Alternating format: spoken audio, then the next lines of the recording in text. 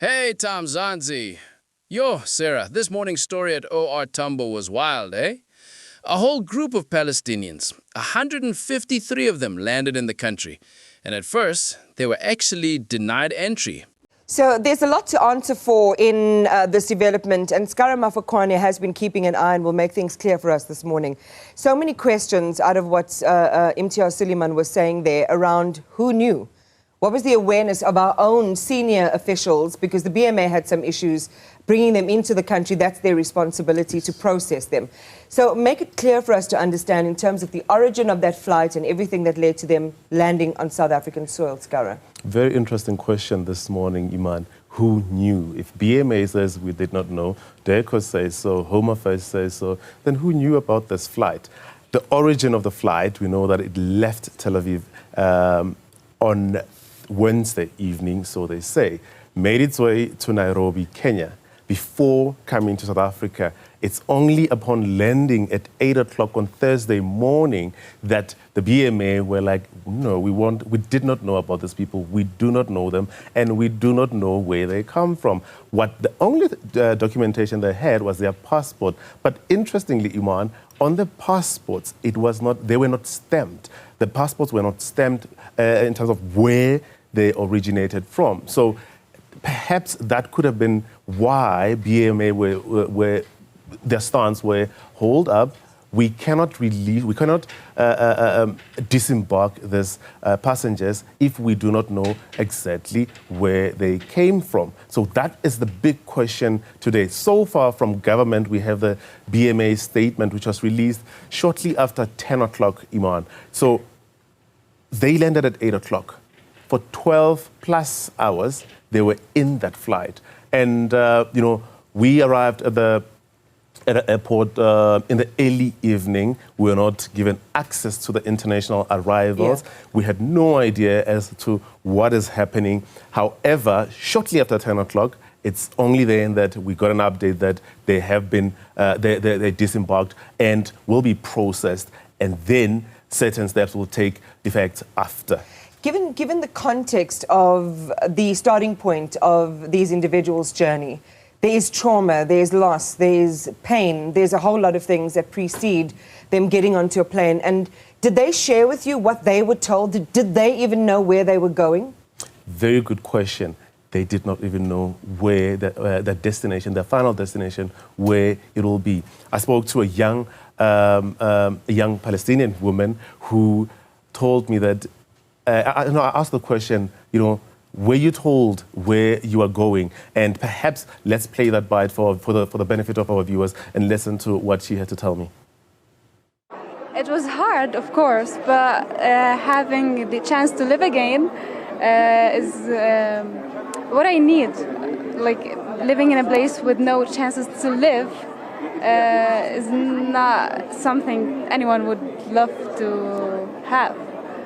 Sitting in that aircraft for those many hours, for 12 hours or more, how did that make you feel?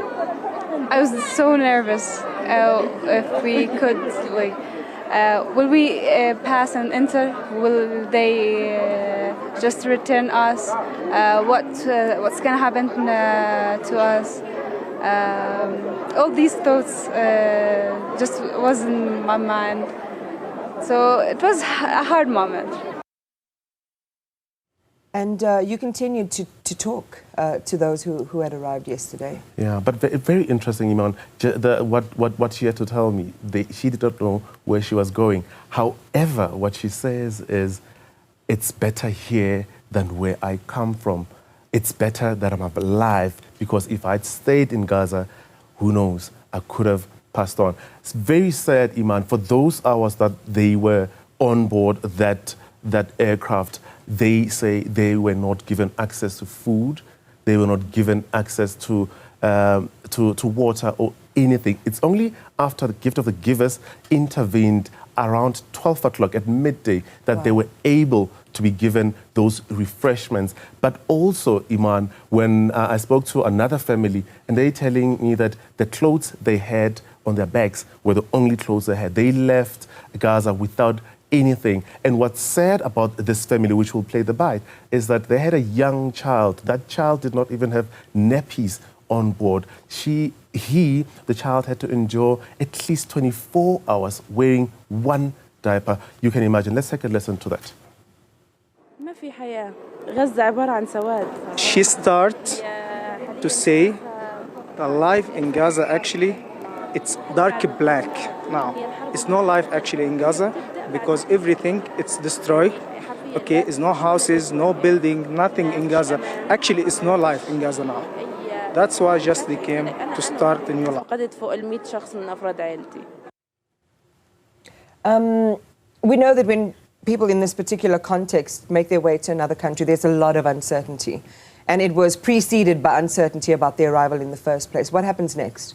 So what we've been told, Iman, is that this morning, what happened yesterday actually, is that the 130 who were processed were moved by buses. We were not given a location for their safety, but we know that they're in and around the Johannesburg area. So they were given shelter. Most of them were booked into hotels. That's where they spend the night resting. What's going to take effect this morning is that they will be visited by doctors and psychologists, understanding, Iman, that they come from a war-torn area. So they're going to be evaluated, and there will be medical checks which takes place. That's all going to take place today, this morning in Johannesburg. What's going to take place tomorrow is that those seeking asylum in South Africa will then, that process will start. The application of the asylum process will start tomorrow. Imagine you land from Kenya, tired, hungry, thinking you've reached safety, and immigration says, not so fast, my friend. Shame, man. The Border Management Authority said their passports didn't have proper departure stamps, and they couldn't explain exactly where they were going. Exactly. And you know our immigration system. If one stamp is missing, they treat you like you're about to start an underground operation. But let's be honest, Sarah. 153 people is not small, hey? That's a whole school trip. A whole excursion, John. But these are refugees, real people who've been running from war. And apparently, after the checks, the Border Management Authority finally said, okay, Sharp, you can come inside. Yeah, they were eventually allowed in after everything got sorted.